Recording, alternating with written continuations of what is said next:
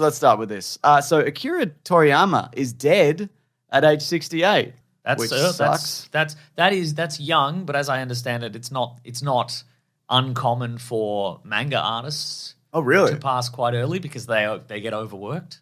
Oh, okay. Well, yeah. Well, he has been working solidly for 400 years, despite only being 68. Yeah, it says that he passed away on March 1st, and he died of an acute subdural hematoma.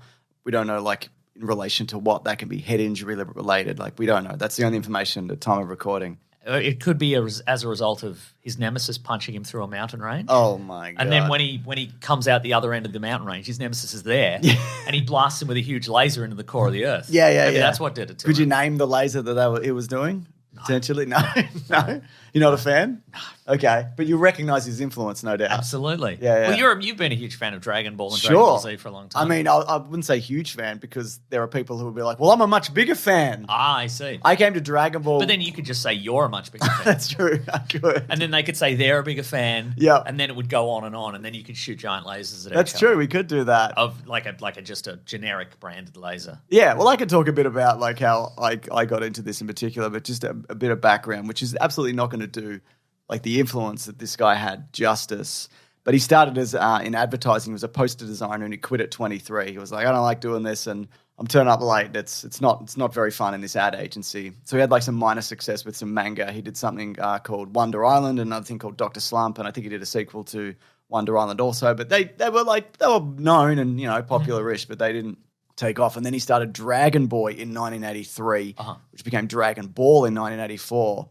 Which sold 260 million copies, or has of so far, which is 6.19 million copies per volume. Wow. Which is, I think it's second, I can't remember what it's second to. It might be One Piece. I can't remember. But if you look at like the volume compared to the sales, it's probably the highest. I can't remember specifically, but it's huge. It is huge. And this is discounting the show. This is just the printed word and picture. That's right. Manga, as mentioned. That's what they call it. We call it manga. We do here, yeah. Some call it manja. But Do that's they? Wrong. Like eat in Italian. That's to eat in Italian. Yeah, okay, yeah. So adapted then into Dragon Ball, the animated series, and then a sequel series in Dragon Ball Z. Then when that finished, Dragon Ball GT started up, which he didn't have a hand in. It's not, I think loosely, there's some character designs in that, which obviously carry over.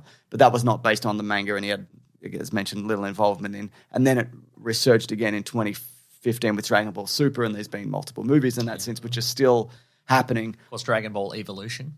Yes, that's true. The wonderful live-action movie. That's correct, yes. That's a good movie. I agree. A lot of people don't think that. No, a lot of people think it's bad. Yeah, but Toriyama also, and I was unaware of this, but he did a lot of the character designs for Chrono Trigger, the Super Nintendo game. you can tell when you look at the Dragon hair. Quest. But here's the thing, I thought...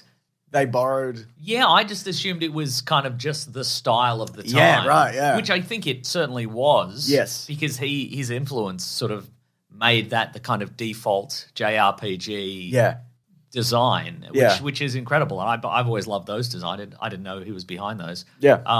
As I understand it, he also pioneered the idea of what we call chibi now, which is like the little, you see, it used to be called SD for super deformed, which is like those little versions of characters. Like when you see like Gundam, but you see like a cutesy little version. Oh, okay. Like the kind of little boxy guys. Like almost like a proto Funko Pop kind of thing. Yeah, or you see a little, Vegeta, but he's little Vegeta. Yeah.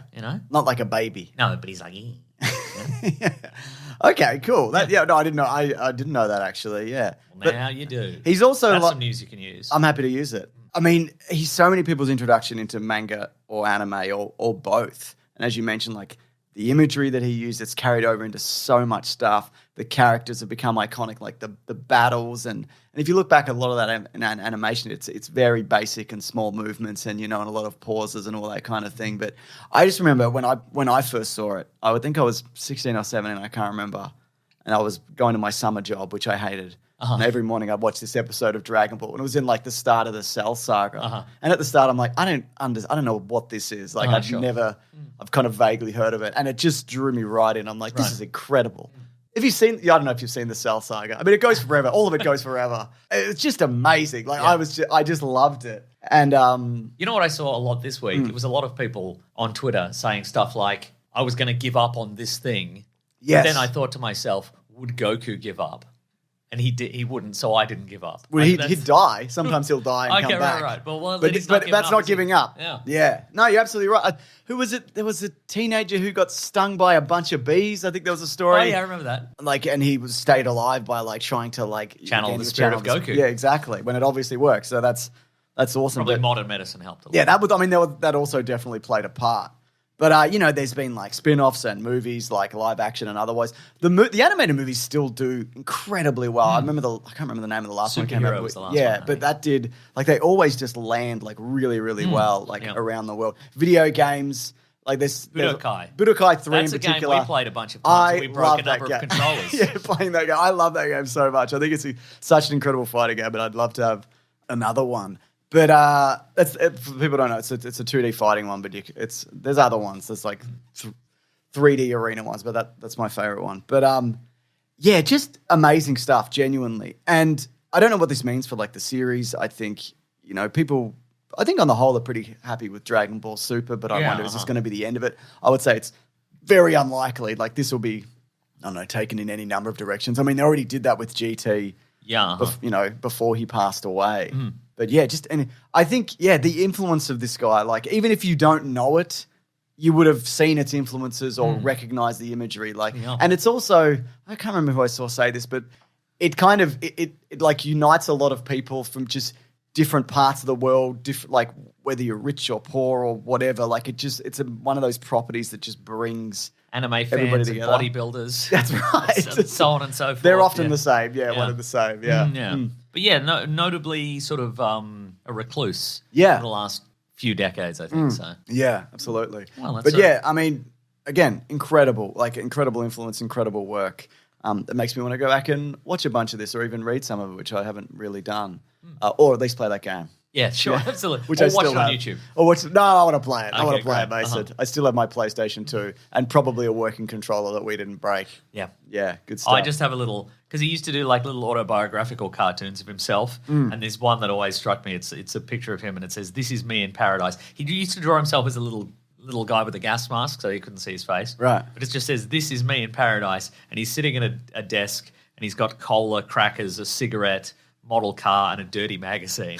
And his speech bubble is saying, I see. Yes, yes. Perfect. Yeah. Great stuff. Yeah. So, again, 68, not a great innings, but an incredible legacy.